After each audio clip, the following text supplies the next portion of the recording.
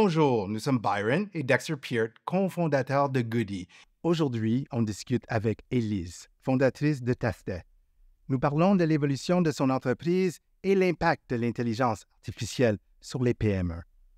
Bon, mais bonjour, Élise. Bonjour. Bonjour et bienvenue. Ça fait un grand plaisir pour moi et Dex parce qu'on te connaît déjà, mais de t'accueillir pour la semaine de la PME, c'est super. Donc, bienvenue.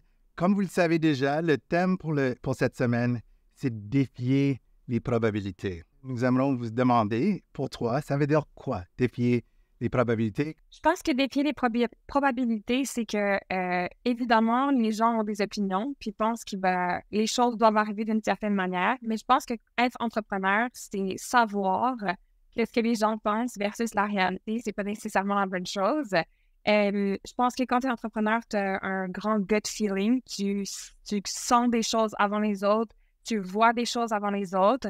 C'est ce qui fait les plus grands entrepreneurs. Puis je pense que dans défier les probabilités, c'est les entrepreneurs qui, justement, n'écoutent pas le bruit autour des gens qui disent « ça ne va pas marcher, tu ne vas jamais y arriver ». C'est comme « cool, Sure. let me show you ». C'est sûr que, Élise, en même temps, ça prend beaucoup de sacrifices. Dans ton processus entrepreneurial, peut-être tu peux en parler de votre vie et le sacrifice que toi, tu as abordé. Oui, moi, j'ai parti de Tasting, j'avais 23 ans. J'étais une jeune femme en affaires.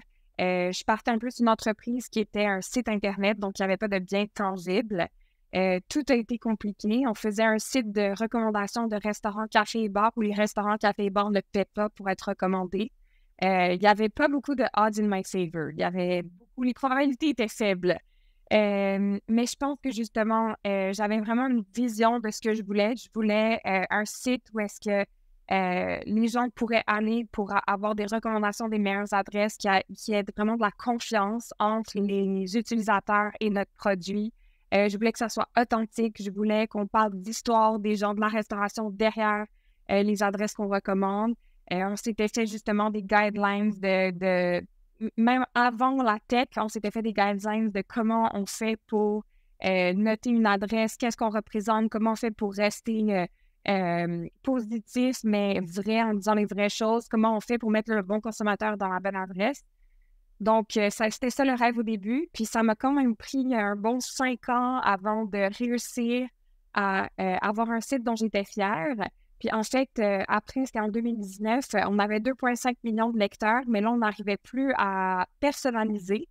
Donc, c'est là, en fait, que je me suis intéressée à l'intelligence artificielle et à la technologie. Puis j'ai dit, OK, on a créé ce site, justement, média, mais comment on fait pour transformer un média de recommandation au restaurant, donc extrêmement subjectif, en produit technologique?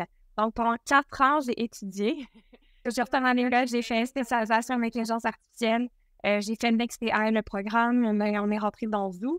Puis en fait, on a fait un plan justement de création d'un database sur tous les restaurants avec des critères qui sont objectifs pour faire une expérience subjective. Comment on note un restaurant selon les critères justement, qualité de la nourriture, ambiance, décor, rapport qualité-prix, service.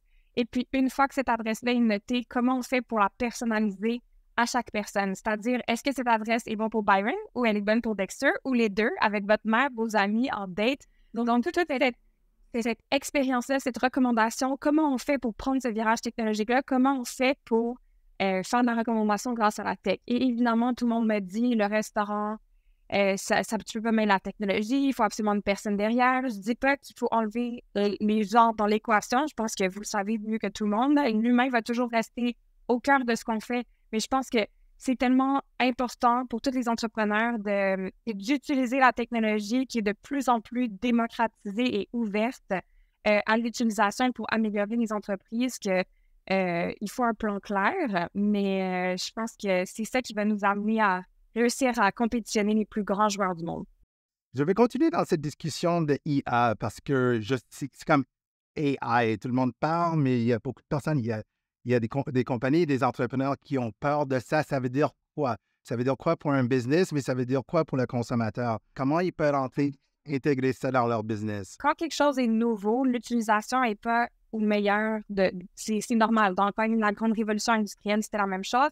on est avec l'IA un peu avec ça, où est-ce que les gens apprennent à l'utiliser. Mais je pense que pour les entrepreneurs, je veux dire, à l'époque, faire justement avec l'utilisation d'un chat GPT ou autre, tu sais, faire une présentation, un pitch ou trouver des idées pour un produit que vous allez faire, ça pouvait prendre des semaines, des mois. Là, en 1 heure, vous jouez un peu, posez des questions, vous essayez de trouver des idées. Ça n'enlève pas l'humain au complet, ça fait juste accélérer le processus. Puis c'est un peu la même chose dans nous, notre produit, l'intégration de l'IA. On fait un machine learning qui est assez simple, mais dans le fond, tout ce que ça permet, c'est qu'il y a quand même un humain qui est allé tester un restaurant qui l'a catégorisé. Il y a quand même un humain qui regarde que tout est correct et si jamais il y a une problématique qui rentre à ce niveau-là. Mais une personnalisation de recommandation d'adresse sur 3 millions de personnes, on ne pourrait pas le faire avec un seul humain. En fait, moi, c'était là où est-ce que j'arrivais et je me disais « Oh my God, je ne suis pas capable de recommander ça à tous ces gens-là. » Mais l'IA permet ça. Je pense que pour les entrepreneurs, c'est pas est-ce que vous devez utiliser l'IA. Je pense qu'il faut utiliser l'IA. Je pense que la question, c'est comment vous pouvez utiliser l'IA pour vous aider le plus possible. Je pense qu'il ne faut pas avoir peur de l'IA.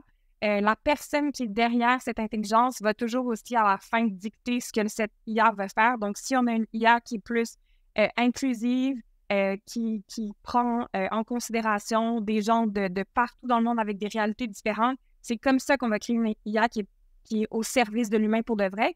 Et après, les gens aussi ont souvent peur comme « Ah, mais ça va voler ma job. » Non, les jobs vont évoluer.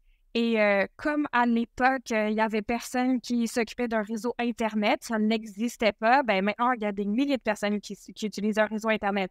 Avant, il n'y avait pas de réparateur de iPhone ou de téléphone intelligent. Maintenant, presque tout le monde a un téléphone intelligent. Donc, il ne faut pas avoir peur de ça. Je pense qu'il faut prendre le bateau. Je pense que c'est important de faire partie de la conversation et comprendre justement comment vous pouvez l'utiliser pour optimiser votre entreprise puis améliorer votre petite entreprise. Parce que justement, en démocratisant des outils d'IA et de technologie, ben je pense que c'est un des seuls moyens, en fait, que les PME vont être capables de compétitionner. On voit cette transition, cette évolution pour les compagnies, c'est clair.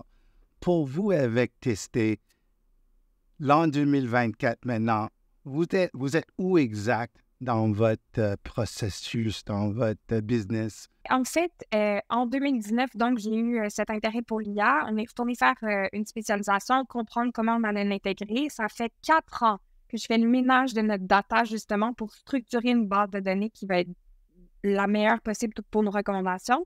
On a grossi le site web. Donc, maintenant, on est à 3 millions de lecteurs. Et puis, on a lancé une application mobile en juin.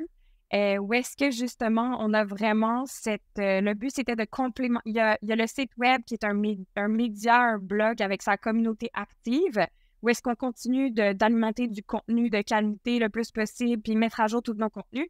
Mais l'application est vraiment un outil, en fait, pour les gens qui disaient « Ah, j'ai envie de trouver un resto, mais des fois, il faut que je cherche un peu trop longtemps ou tel truc, tel truc. » L'outil, c'est vraiment genre, je veux un resto ouvert maintenant à côté de moi. Dis-moi qu'est-ce qu'il y a d'ouvert. Puis boum, nous, on le donne dans l'application.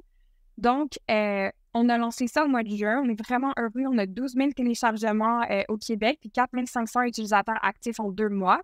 Donc, on est très excités. Ouais, dans les prochains mois, on ouvre le reste du Canada. Donc, on va lancer Toronto, Vancouver, Calgary, Edmonton. Puis un peu partout où est-ce qu'il y a des bonnes adresses. Puis on rend des nouvelles fonctionnalités aussi en tech pour répondre aux besoins des utilisateurs. Donc, par exemple, ils nous ont demandé de faire des passes pour les touristes. Donc, on a fait des passes pour les touristes. Ils nous ont demandé, je veux pouvoir partager les trucs avec mes amis. Donc, on travaille sur l'aspect du social. Je veux pouvoir donner mon feedback. On travaille sur un système de feedback. Donc, ce qui est super intéressant avec la technologie, c'est l'utilisateur te dit ce qu'il veut. Donc, toi, en fait, en tant aussi qu'entrepreneur, tu peux juste écouter c'est quoi qu'il veut puis lui donner. Donc, on a enlevé la barrière entre le consommateur et la personne qui crée le produit pour mieux comprendre ça. Donc, pour moi, je trouve ça extraordinaire. Je trouve que c'est vraiment une grande chose. C'est trop bien. Et puis, si j'ai bien lu, vous avez décrit ce moment-là comme Testé 3.0. Donc, dans cette vision de 3.0 et peut-être le 4.0 dans le futur, c'est quoi vos ambitions, Élise? Où est-ce qu'on s'en va? On s'en va à travers le monde. Non, mais le but, c'est vraiment ça. Le but, c'est on veut ouvrir 24 villes en 24 mois. Les gens disent, oh mon Dieu, c'est beaucoup, mais avec la manière dont on a fait toute la structure, on est capable d'ouvrir une ville en 1 mois. Et on est capable de l'ouvrir simultanément parce qu'on travaille avec des gens qui sont sur place. Donc, moi, j'ai vraiment confiance. Là, il nous reste 22 mois. Mais dans 22 mois, je pense vraiment qu'on va avoir 24 villes. Et puis, évidemment, on a 3 gros aspects en tech qu'on aimerait faire cette année. Remettre notre IA, parce qu'en ce moment, on a l'IA, mais elle n'est pas remise dans l'app. Donc, remettre l'IA dans l'app, l'aspect de sociabilité, puis on veut vraiment travailler aussi la réservation pour le consommateur. On a eu beaucoup, beaucoup de demandes à ce niveau-là. Aider les gens au niveau de la réservation, on sait que c'est un pain point, donc on travaille aussi à offrir des solutions là-dessus. Puis moi, mon rêve, c'est vraiment que tu puisses voyager, avoir un outil de confiance. Tu sais que les adresses n'ont pas payé pour être recommandées. Notre seul but, c'est la satisfaction de l'utilisateur. Donc, tu débarques à Paris. Ah, je suis une semaine à Paris, j'ouvre mon app. Oh, ce nouveau resto vient d'ouvrir, il a l'air vraiment bon. Je peux aller. Les outils de réservation sont liés à l'application aussi, le restaurant en app, parce qu'en France, c'est un peu plus compliqué.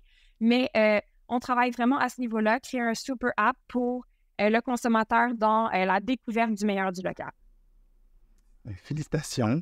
C'est inspirant, c'est sûr. On a parlé un peu avant à propos des défis et les sacrifices. Pour vous, Élise, c'est quoi votre plus grand succès à date? C'est sûr, on voit dans l'avenir, il y a tellement de choses qui vont venir, mais à ce date ici. Je pense que c'est juste avoir une compagnie en vie. Nous aussi. Non, mais c'est vrai. Tous les jours, je me fais demander when did you know you made it? Je pense que jamais je me suis sentie comme I made it. Je pense que jamais je vais me sentir comme ça.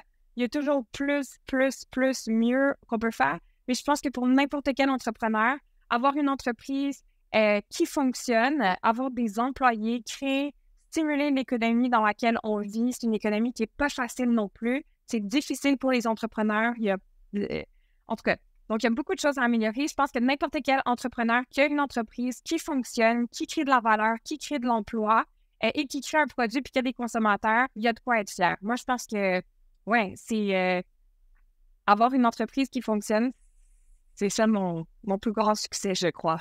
Et j'aimerais faire un petit suivi aux questions de Dexter parce que aussi, on pense, parce que tu parlais, OK, on sait, l'entrepreneuriat, c'est difficile, mais aussi, ça coûte cher aussi de gérer une business. C'est pas toujours rentable.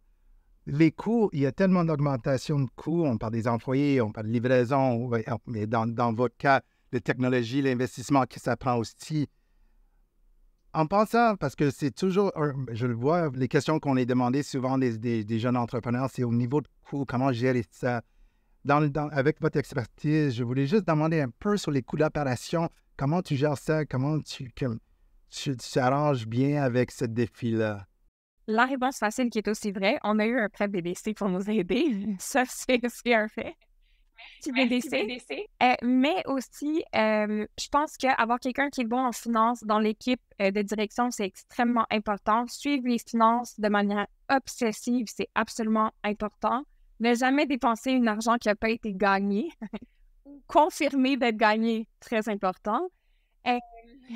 Et en fait, nous, ça a tellement été difficile au niveau du B2B avec justement la gestion du cash flow que là, avec cette app en B2C aussi, on vient vraiment créer oui, on a du B2B, mais on a aussi du B2B2C et du B2C. Donc, on réussit à dérisquer, en fait, la gestion du cash flow, mais c'est de tous les instants. Et en fait, je me souviens quand j'étais jeune, je me souviens de dire à un coach, j'ai juste besoin de 10 000 puis ma vie va bien aller, puis il était comme, un jour, Émilie, tu vas avoir besoin de 100 000, puis un jour, tu vas avoir besoin de 1 million. Fait qu'il commence vraiment. Toujours. Voilà. Donc, ouais, ils suivent ses finances de manière vraiment, vraiment, vraiment obsessive et être bien encadré au niveau de l'équipe de direction. Je pense que c'est primordial. Pas comme conseil, oui, absolument. Et juste pour suivre, Byron, vos sources de revenus, ça marche exactement comment avec Tastet?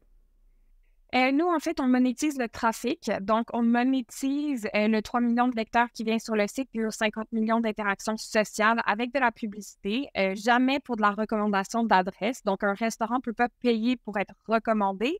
Mais on a des partenaires comme Open Table, Air France, San Pellegrino, Aliments du Québec au menu. Donc, on a des partenaires qui sont complémentaires à la restauration, l'hospitalité, les sorties.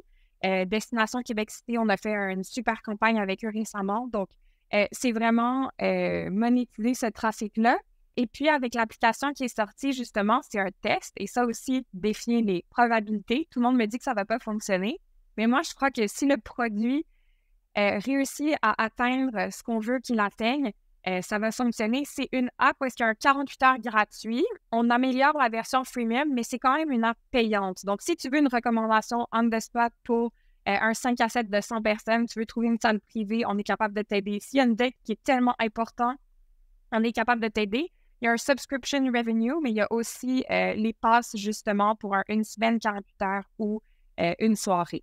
Donc, c'est une monétisation, je sais, qui est moins populaire, mais je crois vraiment qu'à la fin, les gens, avec un niveau de confiance, si on réussit à remettre lié à la personnalisation, tu sais qu'on connaît tes goûts à Montréal, quand tu voyages, on est capable de te recommander des adresses qui sont similaires. Dans les prochains mois, je pense que les gens vont vraiment comprendre la valeur du produit, puis c'est ce qu'on fait tous les jours, c'est améliorer le produit pour s'assurer que les gens soient le plus heureux possible. Donc, moi aussi, j'ai déjà enregistré l'app, donc c'est super, ça fonctionne super bien. Et puis, mais c'est quand même incroyable le fait que tu as eu les relations, les partenariats avec, comme tu disais, Air France, les gros compagnies, une compagnie indépendante, locaux de Montréal, on est très fiers. Mais je pense toujours à comme ce genre de David and Goliath. Donc, toi, tu as une compagnie, et puis on est ici pour la semaine de la PME.